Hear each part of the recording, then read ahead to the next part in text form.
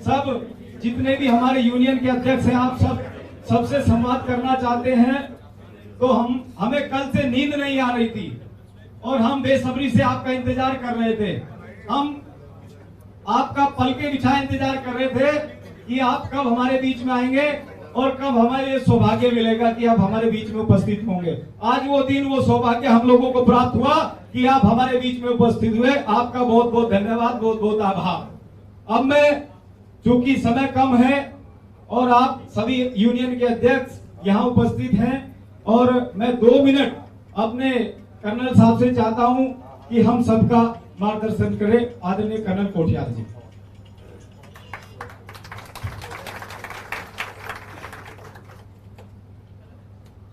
हमारे लिए आज इस धर्म नगरी हरिद्वार में बहुत बड़ा दिन है।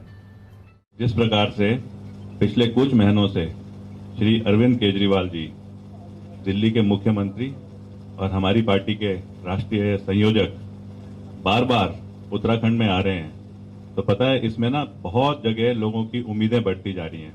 आजकल मैं जगह जगह घूम रहा हूं, तो उसमें क्या हो रहा है, लोग किस तरीके के सवाल पूछ रहे हैं कि सर क्या हमारे बच्चे भी IIT खड़गपुर से इंजीनियरिंग कर सकते हैं। कोई बोल रहा है कि क्या पढ़ाई करके Indian civil services, revenue services, उसमें क्या हमारे में क्षमता है या हमको ऐसी एजुकेशन दी जाएगी। कोई ये पूछ रहा है कि क्या हमारा लड़का भी इंडियन आर्मी में कर्नल बन सकता है। मैं ये बोलना चाह रहा था कि सर आप जिस बार यहाँ पे आते हैं, हर बार ना हम सबका हौसला बढ़ता है। अभी कुछ दिन पहले मनीष सिसोदिया जी आए थे यहाँ पे, तो उनका व्यापार संघ के साथ में एक संवाद हुआ था। जनरली क्या होता है, जो हम देखते हैं कि व्यापार संघ के संवाद, उसमें युवा, आम जनता एकदम से शामिल नहीं होती, क्योंकि बड़ी टेक्निकल चीज होती है। लेकिन इस तरीके के हमको इनपुट आए कि लोग बड़े ध्यान से सुनने की कोशिश कर रहे थे कि सिसोदिया जी किस सरल भाषा में समझा रहे थे कि वाकई में ट्रेड, व्यापार और रेवेन्यू जनरेशन कैसे अच्छा हो सकता है। आज जिस प्रकार से लोग सवाल करती है, पूछती है, उसके बेसिस पे हम अलग अलग मुद्दों पे यहाँ पे डिस्कशन करते हैं। आज बहुत सारे लोगों की इच्छा थी कि हमारे जो चालक होते हैं, हमारी जो सोसाइटी है, एक बहुत बड़ा अंग है जो, जिसमें कि ऑटो यूनियन हो गया, जिसमें टैक्सी यूनियन हो गया, अलग अलग प्रकार के ट्रांसपोर्टेशन का सिस्टम हो गया। वो चाहते थे कि अरविंद केजरीवाल सर जब यहाँ हरिद्वार में आ रहे हैं तो एक बार उनके साथ संवाद हो सके। सर ये वो लोग हैं जो पूरी जान लगा करके, जब बाहर से कोई लोग आते हैं, यात्री आते हैं, उनको ना विपरीत परिस्थितियों में पहाड़ों में लेके जाते हैं, समाज से जोड़ते हैं। बल्कि मैं तो ये कहूंगा, कोविड काल के दौरान जब इनकी सारी रोजी रोटी बंद हो रखी थी, 70% इनको नुकसान हुआ, ये देख रहे थे उस समय कि कोविड का इतना बुरा असर था कि हमारी सरकार पूरी फेल हो गई थी। उस टाइम पे ये वॉलंटियर होकर के आगे आए और इन्होंने अपने ऑटो रिक्शा को एम्बुलेंस में कन्वर्ट करा, उसमें छोटे छोटे से सिलेंडर लगाए, मास्क लगाए और अपनी जान को जोखिम में डाल करके ये कोविड में बगैर किसी सपोर्ट के जनता को मदद करने के लिए घुसे रहे। इनकी कुछ इच्छाएं जो जरूरत थी सरकार पूरी नहीं कर पाई। आज हम इस संवाद में एक तरीका बना रखा है कि पहले सर आपका हम रिक्वेस्ट करेंगे कि आप सबको संबोधित करें, उसके बाद अगर किसी के कोई सवाल होंगे तो उन सवालों को लिया जाएगा और आज के इस संवाद को लेकर के जो मुद्दे आएंगे उन मुद्दों को आम आदमी पार्टी अपनी पॉलिसी में इंप्लीमेंट करने के लिए तरीका बनाएगी, जिसके लिए कि अरविंद केजरीवाल सर हमेशा हमें गाइड करते रहेंगे। सर आपसे रिक्वेस्ट करेंगे कि आप हम सबको संबोधित करें। मैं सीएम साहब अपना संबोधन करें उससे पूर्व चाहता हूं कि हमारे यूनियन के अध्यक्ष हैं वो बुका देकर अपने सीएम साहब का स्वागत करेंगे।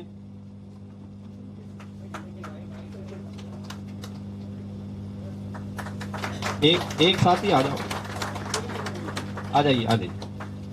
जोरदार तालियां बजती रहनी चाहिए भैया।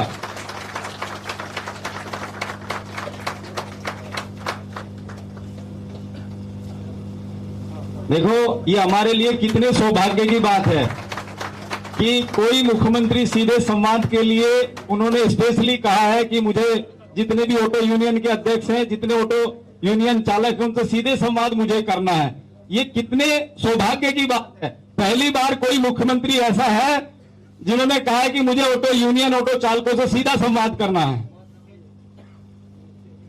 तालियां बजती रहनी चाहिए भैया, हॉल में तालियां नहीं रुकनी चाहिए बिल्कुल भी, क्योंकि हमारे सीएम साहब, हमारे कुछ समस्याएं रहती हैं। हाँ, तो हमारी कुछ समस्याएं रहती हैं, कुछ इनकी प्रॉब्लम रहती हैं। हम किस समस्या का हम लोगों को सामना करना पड़ता। मैं चाहता हूं कि एक एक करके जो भी समस्याएं हैं, जो एक बार समस्या आ जाएगी उसको दूसरी बार नहीं रखना। मेरा ये निवेदन है, जो आपकी समस्याएं हैं एक एक करके आप रखते रहें, ताकि सीएम साहब के संज्ञान में वो सारी बातें आती रहें। भट्ट जी। हेलो, मैं सभी ऑटो यूनियन की तरफ से राजेश भट्ट आपका हार्दिक स्वागत करता हूं। और मैं ये कहता हूं कि आप पहले मुख्यमंत्री हैं जो सीधा संवाद ऑटो वालों से, प्रदेश में पहली बार किसी ने ऑटो वालों को पूछा और आपने सम्मान दिया है, ठीक है। और मैं ये आपसे आग्रह करूंगा कि मुझे कृपया ये बताएं कि दिल्ली में ऑटो वाले आपके इतने मुरीद क्यों हैं?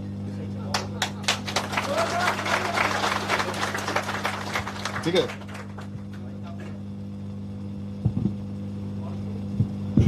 जो भी एक एक करके हाथ खड़ा कर दे, एक एक करके हाथ खड़ा कर देना। जो भी पूछना चाहता है माइक उसके पास पहुंच जाएगा। हाँ, तो अपना भाई साहब माइक दे दो भाई साहब को। आपका हार्दिक स्वागत, अभिनंदन। सर, मैं ये कहना चाहता हूँ कि आज तक हमारे यहाँ कोई मेडिकल सुविधा नहीं होती। मैं चाहता हूँ समय समय पर इनकी मेडिकल जांच हो और इंश्योरेंस पॉलिसी गवर्नमेंट की तरफ से कोई ऐसी आए जो इन्हें आगे दिक्कत है।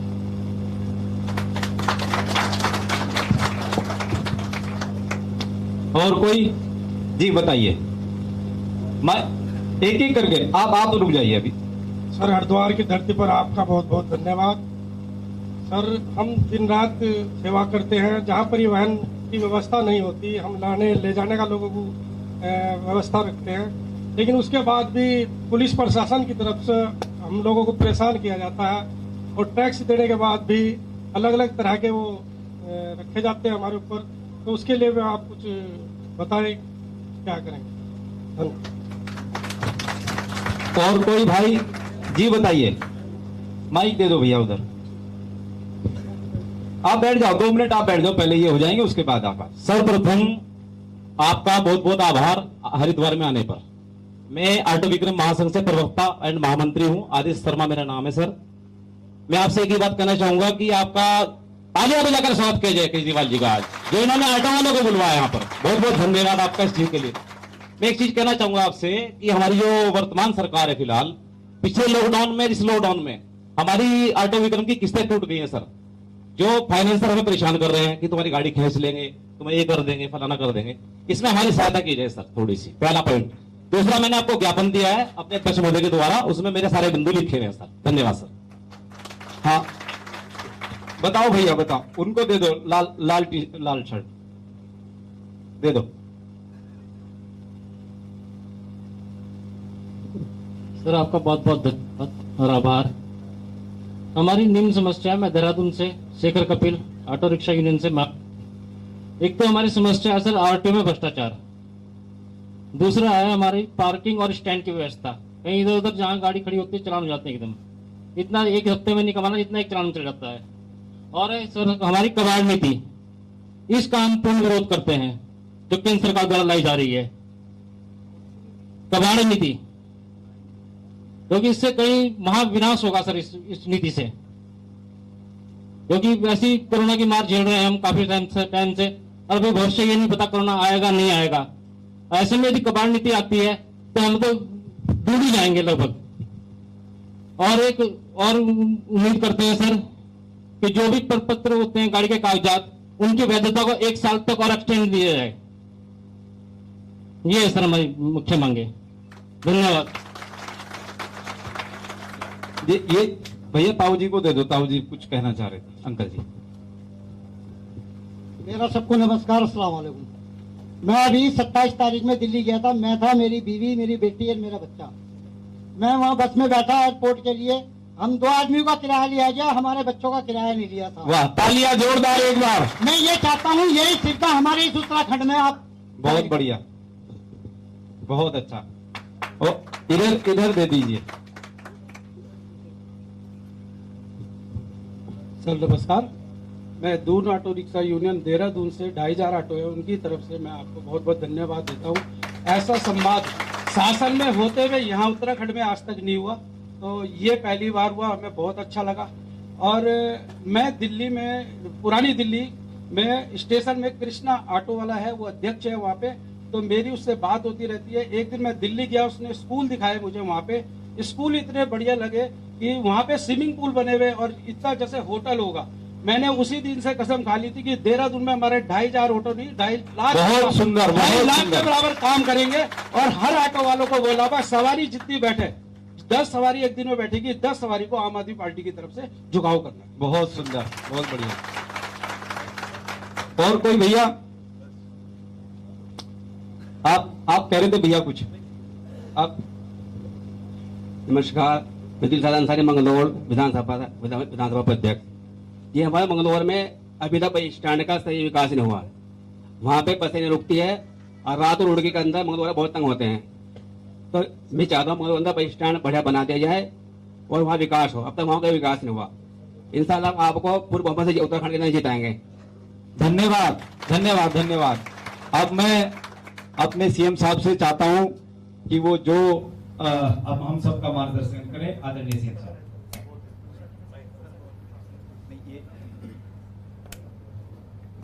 ये चल रहा है।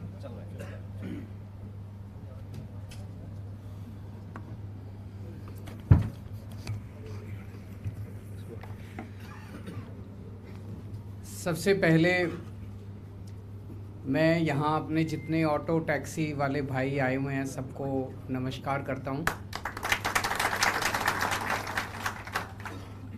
उनका शुक्रिया अदा करता हूँ कि एक ऑटो वाला तो बेचारा डेली कमाता है, खाता है। आप यहाँ पे अपना समय निकाल के आए। ज़ाहिर तौर पे हर एक ने एक दो सवारी तो गंवाई होगी, तो मैं आपका शुक्रिया अदा करता हूँ कि आपने हमें इतना मान सम्मान दिया, तवज्जो दी कि आप अपना धंधा छोड़ के आज 3-4 घंटे के लिए यहाँ पे आए। जैसे अभी राजेश भट्ट जी, आपका नाम है, राजेश भट्ट जी ने कहा कि दिल्ली के ऑटो वाले हमारे इतने मुरीद क्यों हैं। आज आपके बीच में आके मुझे अपने दिल्ली वाली जो पूरी यात्रा है वो याद आ गई। 7-8 साल पहले जब हमने शुरू में राजनीति में कदम रखा था, दिल्ली के ऑटो वालों से तब संपर्क हुआ हमारा। आज मैं एक बहुत बड़ी बात कहने जा रहा हूं और ये कोई अतिशयोक्ति नहीं है। दिल्ली में हमारी सरकार बनी, इसमें 70% योगदान ऑटो वालों का है। ये मैं कोई झूठ नहीं बोल रहा, आपको खुश करने के लिए नहीं कह रहा, मैं अभी बताऊंगा कैसे है। 70% योगदान ऑटो वालों का है। यहाँ का मुझे नहीं पता, लेकिन दिल्ली में उस वक्त ऑटो वालों को लोग बड़ी नफरत की नज़रों से देखते थे। कहते थे ऑटो माफिया, ऑटो वाला मीटर से नहीं चलता, ऑटो वाला ज़्यादा ओवर चार्जिंग करता है, ऑटो वाले माफिया हैं, ऑटो वाले ये हैं, ऑटो वाले ये, इस तरह की बातें ऑटो वालों के लिए कही जाती थी। जब मैंने ऑटो वालों से बात करनी चालू की तो कुछ लोगों ने कहा, देखो अगर तुम इनका साथ दोगे तो सारी जनता तुम्हारे खिलाफ हो जाएगी, जनता इनको नहीं चाहती, ये लोग जनता को लूटते हैं, तो तुम इनसे बात मत करो। जब मैंने बात की और सारे सिस्टम का पता चला, एक ऑटो वाला सवेरे से शाम तक पुलिस वाले को भी पैसे देता है, सरकारी विभाग के ट्रांसपोर्ट डिपार्टमेंट को भी पैसे देता है, आरटीओ वाले को भी पैसे देता है, पता नहीं कितने लोगों को पैसे देने पड़ते हैं। और जब किराया बढ़ाने की बात आती है तो कोई सरकार उनका किराया नहीं बढ़ाती। कानून इतने मुश्किल बना रखे हैं, इतने मुश्किल बना रखे हैं कि कोई ऑटो वाला बेचारा चाह के भी ईमानदारी से काम नहीं कर सकता। फिर जब वो कहाँ से निकालेगा पैसा? वो फिर सवारी से 2-4 रुपये एक्स्ट्रा ले लेता है। तो मैंने रामलीला मैदान में एक दिन सारे ऑटो वालों की मीटिंग बुलाई। मैंने कहा मैं तुम्हारे साथ खड़ा हूँ, और आज मैं दिल्ली की जनता को अपील करना चाहता हूँ कि अगर ये ऑटो वाले माफिया होते तो आज इनके बड़े बड़े महल होते। इन्होंने जितना भी, आप कहते हो ये लूटते हैं, जितना भी इन्होंने लूटा वो सारा लूट मार करके भी ये बेचारे झुग्गी में रहते हैं। तो माफिया ऑटो वाले नहीं है, माफिया ये नेता हैं, माफिया ये पार्टियां हैं जिन्होंने जानबूझ के सिस्टम बना रखा है कि ऑटो वाले को बेचारा अपनी ईमानदारी के साथ सुख चैन से जिंदगी नहीं जीत सकता। माफिया कौन है? माफिया वो लोग हैं जिन्होंने सड़कों के और पता नहीं किस किस चीज़ के अंदर हजारों करोड़ रुपए के पैसे कमा लिए, अपने प्राइवेट जेट रख लिए, अपने बड़े बड़े महल बना लिए, बड़ी बड़ी गाड़ियां बना ली। माफिया वो हैं या माफिया हमारे बेचारे ऑटो वाले हैं जिनकी जो अपनी 2 जून की रोटी कमाने के लिए तड़पता रहता है बेचारा। तो मैंने वहाँ पे जब दिल्ली की जनता को कहा, मैंने कहा एक बार हमको जिता दो, ऐसा सिस्टम बनाऊंगा कि सारी दिल्ली की जनता ऑटो वालों से प्यार करने लगेगी। आज आप दिल्ली चले जाओ, अब दिल्ली में कोई ऑटो वाला, कोई दिल्ली की जनता ऑटो वालों के लिए कुछ बुरा भला नहीं कहती। ऑटो वाला दिल्ली के लोगों को प्यार करता है, उनको इज्जत देता है, और दिल्ली की जनता ऑटो वालों को इज्जत देती है। सारे मीटर से चलते हैं, सारे अच्छा चलते हैं, सारे ईमानदारी से कमाते हैं। क्यों? हमने सारा सिस्टम बदल दिया ऑटो का। जितने उलट सुलट कानून इन्होंने बना रखे थे जिसकी वजह से इनसे पैसे लिए जाते थे, वो सारे कानून बदल दिए, सारा सिस्टम ठीक कर दिया। हम लोगों ने किराए बढ़ा दिए। जितना ऑटो वालों किराया कमेटी बनाई, उस किराया कमेटी में ज़्यादा ऑटो वाले थे, 2-4 अफसर थे। ऑटो वाले ने खुद बैठ के अपना, भाई ऑटो वाले भी जब बैठेंगे अनापशन आप किराया थोड़ी बढ़ाएंगे, अनापशन आप किराया बढ़ा देंगे तो सवारी मिलनी बंद हो जाएगी। तो जब ऑटो वाले अपना किराया तय करते हैं तो वो ये देखते हैं कि देखो जी अगर हमने ज़्यादा बढ़ा दिया तो फिर वो टैक्सी से ज़्यादा हो जाएगा, फिर लोग हमारे आना बंद कर देंगे। सारा देखते हैं ऑटो वाले, इतना सरकार नहीं देखती। तो ऑटो वालों ने खुद अपना किराया बनाया और आज सारी दिल्ली की जनता भी खुश है और ऑटो वाले भी खुश हैं। आज दिल्ली के ऑटो वाले मेरे को अपना भाई मानते हैं, छोटा भाई मानते हैं, और कई ऑटो वालों के पास मेरा डायरेक्ट नंबर है, फ़ोन नंबर। मेरे ख्याल से भारत के इतिहास में अकेला मुख्यमंत्री होगा जिसको कोई ऑटो वाला सीधे SMS करके कह सकता है जी मेरे को ये परेशानी हो रही है, मेरा काम करा दो। अभी थोड़े दिन पहले हमने कई सारे ऑटो वालों के ऊपर जो चार्जेस लगते हैं वो भी फ्री कर दिए। जैसे फिटनेस कराते हो ना साल में एक बारी, फिटनेस चार्ज लगता है, बहुत ज़्यादा था। ऑटो वाले आए तो हमने वो माफ़ कर दिया। अब दिल्ली सरकार देती है और फिटनेस का एक फेसलेस सर्विस करी है। फेसलेस सर्विस मतलब जैसे अभी एक भाई ने कहा जी RTO में बहुत पैसे लगते हैं, तो अब आपको RTO जाने की ज़रूरत नहीं है, ऑनलाइन कर दिया सब कुछ।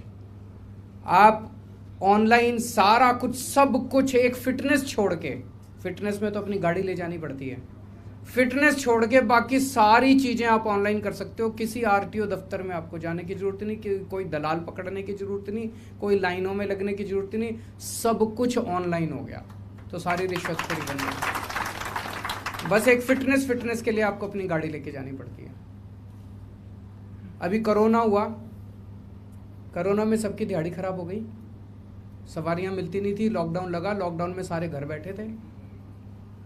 हमने पहली वेव आई, उसमें दिल्ली के 1.5 लाख ऑटो वालों के अकाउंट में 5-5 हज़ार रुपए जमा कराए। फिर अभी इस साल अप्रैल में दूसरी वेव आई, दोबारा 1.5 लाख, 1,80,000 ऑटो वालों के अकाउंट में मैंने 5-5 हज़ार, 10,000 रुपये उनके अकाउंट में डलवाए। आप हिसाब लगा लो, 150 करोड़ रुपए, 150 करोड़ रुपए ऑटो वालों के अकाउंट में मैंने कोरोना के टाइम में जमा कराए। पूरे देश में कोई सरकार नहीं है, किसी पार्टी की सरकार नहीं है जिसने अपने ऑटो और टैक्सी वालों का ख्याल रखा हो, केवल अकेली सरकार है। तो जैसा भी कुछ लोग कह रहे थे, मुझे नहीं लगता आज तक आपको किसी पार्टी ने चुनाव के पहले, चुनाव के बाद बात करने को बुलाया, कभी नहीं बुलाया। पहली बार है कि दिल्ली से आके मैं, आज मेरे और बहुत सारे कार्यक्रम है, सबसे पहले एयरपोर्ट से सीधा आपके बीच में आया हूँ आपसे बात करने के लिए। तो आज मैं आपसे, समस्याएं तो बहुत सारी हैं, चलती रहेंगी, जब तक जिंदगी है तब तक समस्याएं हैं, है कि नहीं है? आज आपने मेरे को, कई सारे लोगों ने 3-4 समस्याएं बताई हैं, उस पर भी बात करूंगा। समस्याएं तो चलती रहेंगी, लेकिन आज मैं आपसे रिश्ता बनाने के लिए आया हूं।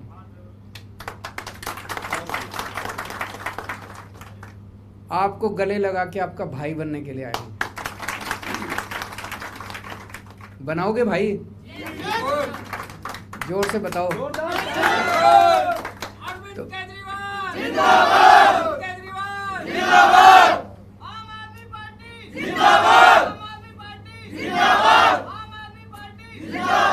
तो आज आपका भाई बनने के लिए आया हूं। आपकी सारी समस्याओं की जिम्मेदारी मेरी है। जैसे परिवार में बड़ा भाई होता है ना, बड़े भाई की जिम्मेदारी होती है। परिवार के लोग जाके उसको कह देते हैं भाई ये समस्या है तो उसी को करना, तो मेरी जिम्मेदारी है। अभी 2-3 चीजें आप लोगों ने बताई हैं। एक तो सिस्टम बदलेंगे सबसे पहले, अगर हमारी सरकार बनती है तो। आपकी समस्याओं की जिम्मेदारी मेरी है और सरकार बनाना जिम्मेदारी आपकी है। आप सरकार बनवा दो उत्तराखंड के अंदर और एक एक करके सारी समस्याएं सॉल्व करेंगे। सबसे पहले सिस्टम बदलेंगे। सिस्टम में जितने लूप होल हैं, जितने गड़बड़ हैं, जितने इन्होंने शासनादेश बना रखे हैं, कानून बना रखे हैं, पेच लगा रखे हैं, जानबूझ के लगा रखे हैं, वो सारे चेंज करेंगे ताकि रिश्वत लेने और देने की ज़रूरत ही ना पड़े। जैसे दिल्ली में सिस्टम बदला।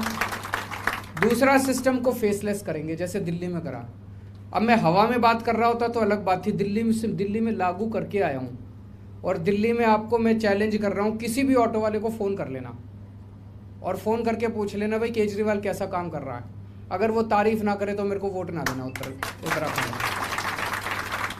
सही है कि नहीं है? तो एक फेसलेस सर्विस करेंगे जैसे दिल्ली में करी है, कि कहीं किसी दफ्तर में जाने की जरूरत नहीं, किसी के पास जाने की जरूरत नहीं, और साल में एक बार फिटनेस करा के आ जाना, बाकी सारा ऑनलाइन होगा। और जिन लोगों को ऑनलाइन नहीं करना आता, वहाँ पे दिल्ली में हमने एक ऑटो वालों के लिए एक नंबर दे दिया, उस नंबर पे फ़ोन कर दो, दिल्ली सरकार का एक कर्मचारी आपके घर आके काम कर जाता है। या तो किसी पढ़े लिखे से ऑनलाइन करा लो, अपने बच्चों से ऑनलाइन करा लो, ऑनलाइन नहीं करना आता उस नंबर पे फ़ोन कर दो, वो आपसे अपॉइंटमेंट लेके आपके घर आता है आपके काम करने के लिए, आपके घर आके काम करके जाता है।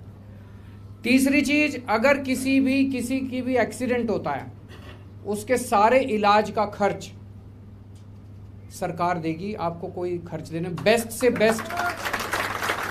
बेस्ट आपका इलाज कराया जाएगा। तो एक भाई ने कहा कि इंश्योरेंस से भी बड़ी चीज़ है। दिल्ली में हमने सारे दिल्ली के 2 करोड़ लोगों का सारा इलाज मुफ्त कर दिया है। किसी भी दिल्ली के किसी भी नागरिक का, चाहे अमीर हो चाहे गरीब हो, दिल्ली के किसी भी नागरिक को कोई भी अगर बीमारी होती है, चाहे उसमें 50 लाख, 60 लाख, 70 लाख का भी अगर खर्चा आएगा, सारा खर्चा दिल्ली सरकार देती है। तो वो आपके ऊपर भी लागू होगा, उत्तराखंड के सब लोगों के लिए करेंगे, आपके ऊपर भी लागू होगा। और जैसे दिल्ली में फिटनेस फीस खत्म करी है, वैसे करेंगे। पार्किंग को लेके था, दिल्ली में भी एक बड़ी दिक्कत होती थी, पार्किंग अलग से नहीं बनी हुई थी। इस वजह से अगर कोई ऑटो वाला 5 मिनट कहीं सड़क के किनारे खड़ा हो जाए, पुलिस वाला आके उससे पैसे लेके जाता था, उसका चालान कटा करता था। अभी हमने 500 स्टैंड बना दिए ऑटो वालों के लिए, अलग अलग पूरे दिल्ली के अंदर। तो अब उनकी ऑफिशियल पार्किंग हो गई, पहले ऑफिशियल पार्किंग ही नहीं थी उन लोगों की। बहुत सारे काम है, ये तो मैंने थोड़े से गिनाए, सारे काम करेंगे। कोरोना के टाइम में जो दिक्कत हुई, जैसे दिल्ली में उन ऑटो वालों को दिए, आपको भी पैसे देंगे ताकि कोरोना के टाइम के जितना आपका नुकसान हुआ वो सारे नुकसान की आपकी भरपाई करेंगे। बड़ी बात यह है, जैसे दिल्ली हमने स्कूल अच्छे करे। अभी बाबूजी कह रहे थे मैं स्कूल देख के आया, कोई कह रहा था मैं स्कूल देख के आया, बड़े अच्छे स्कूल थे। अस्पताल भी बड़े अच्छे कर दिए। आपके बच्चों का भविष्य बनाना मेरी जिम्मेदारी है।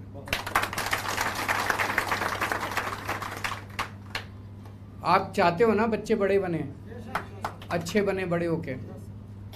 आप नहीं चाहते कि गरीब रहें, गरीबी से बाहर निकले परिवार। पूरे देश में कोई नेता नहीं है जो आपको आके कहेगा कि मैं आपके बच्चों के स्कूल अच्छे कर दूंगा। किसी ने कहा आज तक? मैं चैलेंज करता हूं, 70 साल के भारत के इतिहास में किसी नेता की मेरे को वीडियो दिखा दो जिसने कहा होगा मेरे को वोट दे दो, मैं तुम्हारे बच्चों के स्कूल अच्छे कर दूंगा। मैं आके कह रहा हूँ, मैं आपके बच्चों के स्कूल अच्छे कर दूंगा, आपके बच्चों का भविष्य बना दूंगा, आपके बच्चों के लिए नौकरी का इंतजाम कर दूंगा, आपके परिवार के लिए अस्पताल का, अच्छे अस्पताल का फ्री इलाज का इंतजाम कर दूंगा। अब मैं आप लोगों से 2-3 चीज़ें मांगना चाहता हूँ। पूरे आप लोगों का तो पूरा नेटवर्क होगा ऑटो टैक्सी वालों का, पूरे उत्तराखंड में जितने भी शहर हैं, जितने भी ऑटो टैक्सी वाले हैं, अब आप लोगों को जिम्मेदारी लेनी पड़ेगी। हर ऑटो टैक्सी के पीछे आम आदमी पार्टी का पोस्टर चिपकना चाहिए, वो जिम्मेदारी आपको लेनी पड़ेगी। करेंगे सब लोग? फ्री में करना पड़ेगा, मेरे पास पैसे नहीं हैं।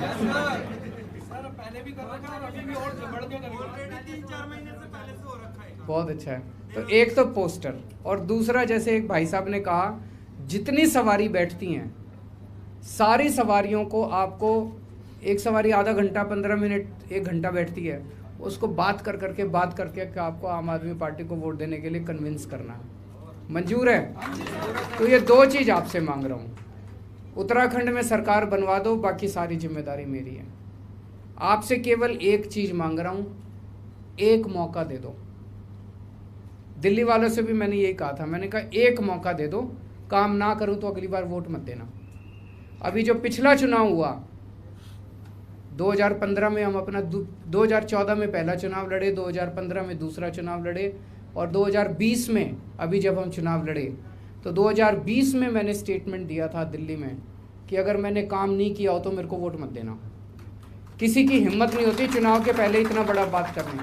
आज आपको कह रहा हूँ, एक मौका दे के देखो। आपने बीजेपी वालों की भी 3-4 बार सरकार बनाई, कांग्रेस वालों की भी 3-4 बार सरकार बनाई।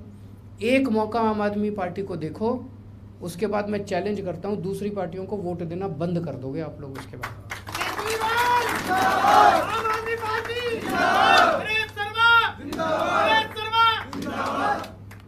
आज आप सब लोग आए, इतना आपके साथ इतनी अच्छी बातचीत हुई, उसके लिए सबके लिए बहुत बहुत शुक्रिया।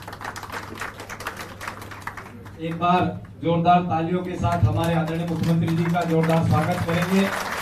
और मैं आदरणीय सीएम साहब, आप तो आज कह रहे हैं कि भाई स्टिकर लगा के आपको चलना पड़ेगा। ये तो बेचारे ऐसे हैं, जिस दिन से आम आदमी पार्टी ने उत्तराखंड के अंदर चुनाव लड़ने की घोषणा की, आप देखना हर ऑटो के पीछे आम आदमी पार्टी का बैनर पहले से ही लगा हुआ है, स्टिकर पहले से ही लगा हुआ है। और इन लोगों ने प्रण लिया है कि हम कहीं भी रहें, इस बार उत्तराखंड के अंदर आम आदमी पार्टी की विजय होगी, आम आदमी पार्टी की सरकार बनेगी। आप निश्चिंत रहो, 2022 के अंदर आम आदमी पार्टी का परचम लहराएगा। एक बार जोरदार तालियों के साथ हमारे आदरणीय सीएम साहब का स्वागत। और मैं चाहता हूं कि आप लोग खड़े होकर सीएम साहब का स्वागत करें, क्योंकि सीएम साहब को अगले कार्यक्रम में भी जाना है। आप सब लोग आए, आपका बहुत बहुत धन्यवाद।